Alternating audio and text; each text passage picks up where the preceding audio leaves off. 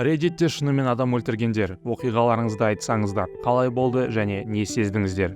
Мен қыздарды зорламақшы болған адамды көлікпен қағып кеттім. Көлігімнің есігін ашып маған тиіспекші болды. Мен оны теуіп құлаттым. Газды басып жүре бастадым. Ол артымнан жүгірді. Бұрылыста ол кенет құлап кетті. Мен бұрылам деп оны басып кеттім. Иә, ол бірден қайтыс болды. Менде ешқандай өкініш жоқ.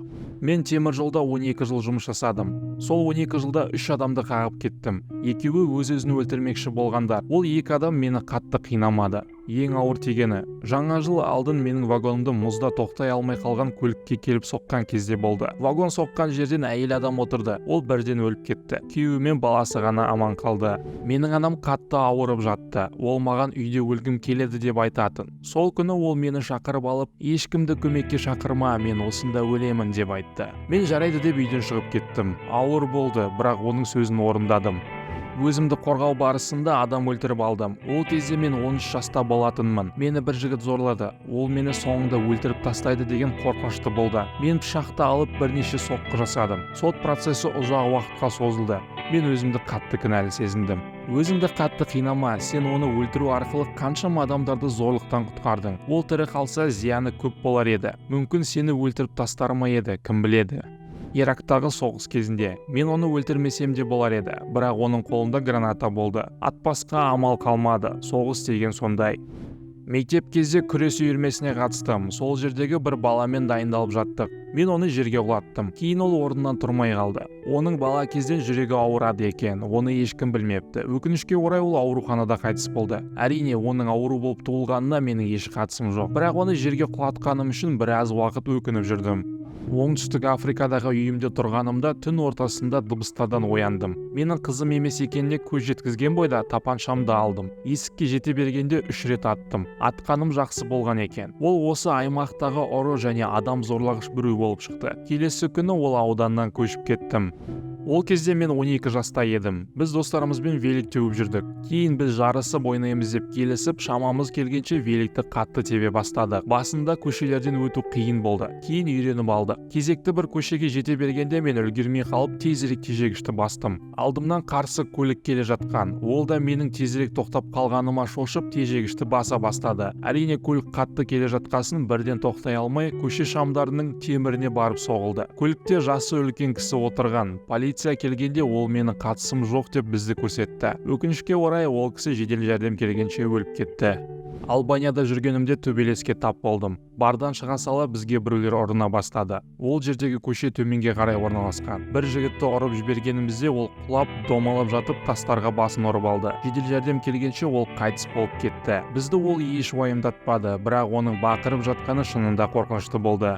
Менің достарым ішіп алған болатын. Олар көлікті қыздырып жатырды. Мен әлсіз болғаным соншалық оның қолынан кілтті жұлып ала алмадым. Түбі олар көлік апатынан қаза тапты. Көп жылдар өтті.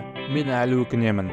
Қарындасым екеуміз дүкеннен шығып келе жаттық. Оның велигін біреу ұрлап бара жатқанын көріп артынан жүгірдім. Жете сала оны теуіп құлаттым. Ол өте ауыр құлады. Құлай сала орнынан тұра алмады. Полицейлер оның өліп қалғанын айтты. Кейін оның аузында және қолында көптеген ауыр наркотиктер болғанын және денсаулығы онсыз да 0 адам екенін айтты. Ол $30 тұратын великті ұрлаймын деп қайтыс болды.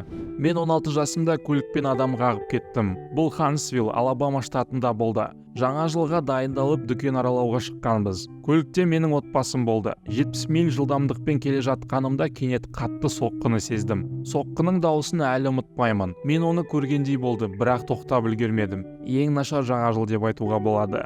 Бұл соғыс кезінде болды. Әрине, ол кезде біреудің, әсіресе жаудың өлімі туралы ойланып тұрмайсың. Мен пулеметпен аттым. Олар өте алыста орналасты. Неше адамға тигізгенімді анықтау қиын. Біз оларды атпасақ, оқ бізге тиер еді. Мен респираторный терапевт болып жұмыс істеймін. Біз жасанды тыныс алу жүйесін өшіріп адамдарды өлімге дайындаймыз. Бұл өте ауыр жұмыс.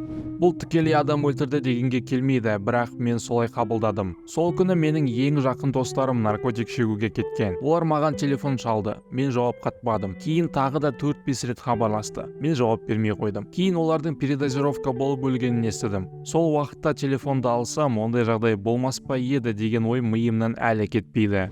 Менің әкем лейкемиямен ауыратын, ауру ушығып, оны жасанды комаға жатқызды. Кейін дәрігерлер әкемнің жағдайы өте ауыр екенін және әрі қарай емделуге келмейтінін айтты. Ол тек қана кома аппараттарының арқасында уақытша тірі жатыр. Маған бар ауыртпашылықты өзіме алып, аппаратты өшіру туралы шешімге қол қою керек болды. Дәрігерлер маған барынша көмектесті.